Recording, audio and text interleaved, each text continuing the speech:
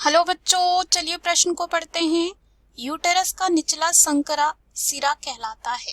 पहला है यूरेथ्रा, दूसरा है सर्विक्स, तीसरा है क्लाइटोरिस, चौथा है वल्वा। तो आइए इस प्रश्न का हल देखते हैं। सबसे पहले इस प्रश्न में हम बात करेंगे मुख्य अवधारणा की। मुख्य अवधारणा इस प्रश्न में हो जाएगा यूटेरस, या जिसे हम कहते हैं गर्भाशय। गर्भाशय यानी कि यूटेरस महिला प्रजनन प्रणाली का एक महत्वपूर्ण हिस्सा होता है और इस अंग में जो है भ्रूण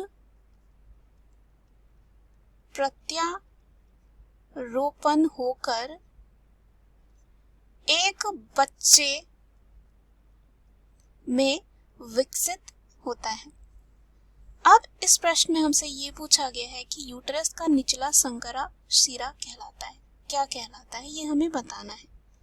तो गर्भाशय का जो निचला शिरा होता है, संकरा शिरा, उसे कहा जाता है गर्भाशय ग्रीवा, या कह सकते हैं इसे सर्विक्स। जो योनि में खुलता है। कहाँ खुलता है? योनि में। महिलाओं में मूत्र मार्ग छोटा होता है और योनि के ठीक ऊपर होता है। योनि महिला जननांग का बाहरी हिस्सा है और ये एक महिला के यौन अंगों, मूत्र खोलने और वेस्टिब्यूल और योनि की रक्षा करता है। तो यहाँ पे अगर विकल्प में चले, पहला विकल्प दे रखा है यूरेथ्रा। यूरेथ्रा यानी कि जिसे हम मूत्र मार्ग कहते हैं, ये एक कह सकते हैं नली जैसा होता है जो मूत्राशय से मूत्र को बाहर निकालने के लिए ले जाती है।